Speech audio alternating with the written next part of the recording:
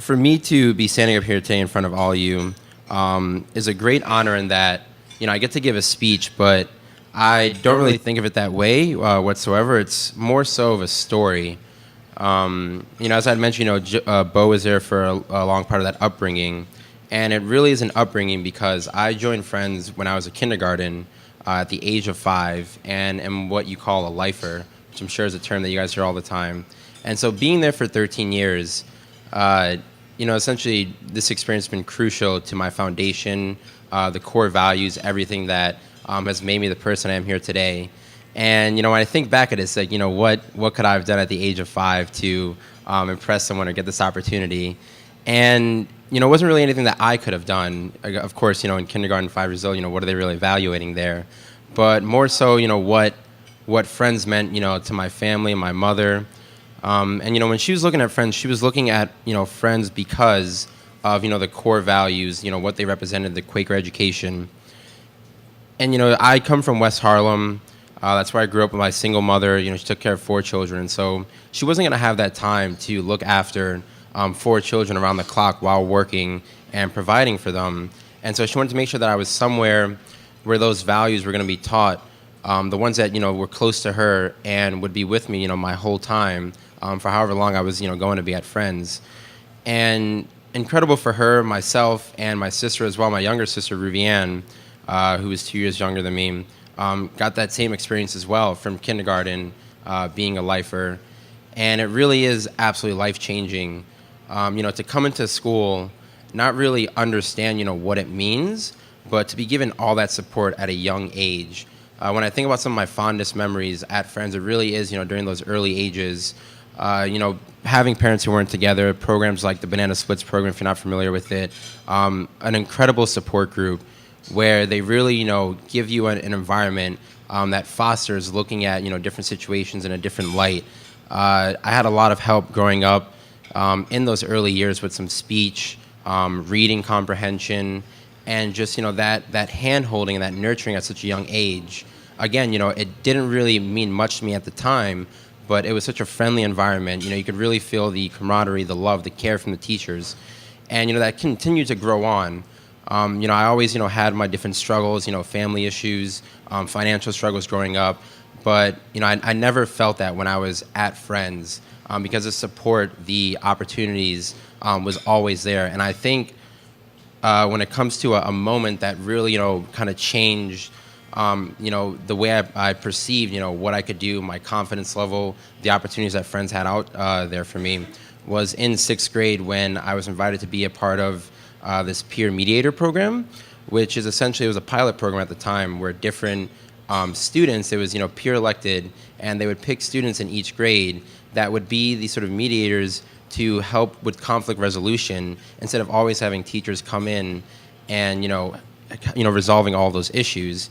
And for me to be selected by my peers and then have my teacher kind of, push me to take that opportunity, to me, I'm kind of thinking, what is this opportunity? What does this mean? And it was a huge confidence booster, and that, I kind of had that respect for my peers, had that confidence, had that support that, really didn't exist outside of my life, beyond Friends. And so, I always felt nurtured, cared for, and really like, I could do something.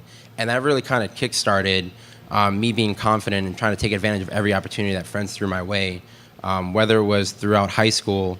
As was mentioned, the Diversity Leadership Program. I got to go on a trip my sophomore year of high school down to New Orleans, where we met with different students from private schools all around the city and the state and the country. And we just talked about these different issues with diversity, ideology, the different struggles you'll face in an urban contemporary environment. And then we were tasked with bringing that experience back to Friends and sharing that with our peers, and not only with our peers, but also, the faculty members. And I got to lead a workshop with different faculty members about, what it's like to deal with, issues of diversity at Friends. And then, from there, I got to go on to be, the cross-country and track captain and have those leadership opportunities, my junior and senior year. And, I kind of think about, what was, so profound and amazing about all that. And I go back to day one by being given that opportunity, the help, the scholarship, the financial aid which made all of that so possible. And you kind of think about, why is financial aid so important? What are we doing this all for? And it's for that exact reason. At the core of the, Quaker education, you learn about service, diversity, peace, equality. You have a strong arts program, strong athletics program, and you get to bring in children from around the city, at a young age in middle school and high school, and give them these great opportunities. You come from different backgrounds, like I said, ideologies, and you educate each other. I wasn't just, educating my peers about my background, the way I felt about certain issues, but they were also educating me as well. And through that shared experience, we all kind of grow and become stronger, as a community, and the way, we kind of have this future outlook on the world. And when I kind of think about, that future outlook, then I start to think about, career, my personality, future opportunities, what am I going to do next?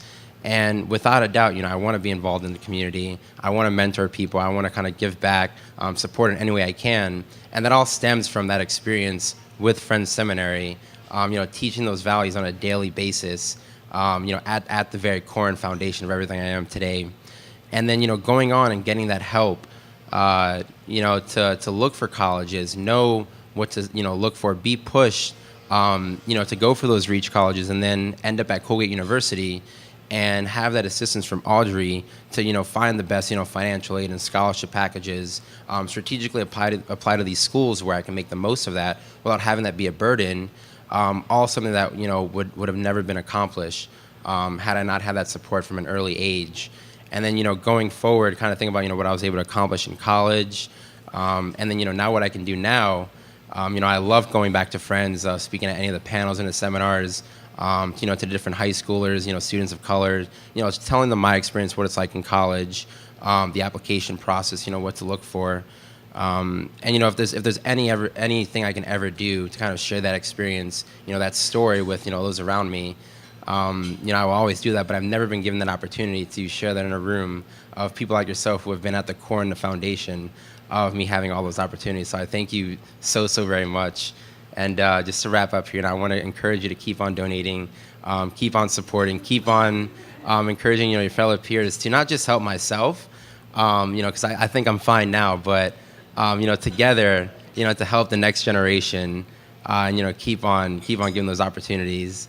Because I love going back to Friends. I love seeing, the younger kids who remind me of myself, and knowing that it's all of you that make that possible. So thank you so much.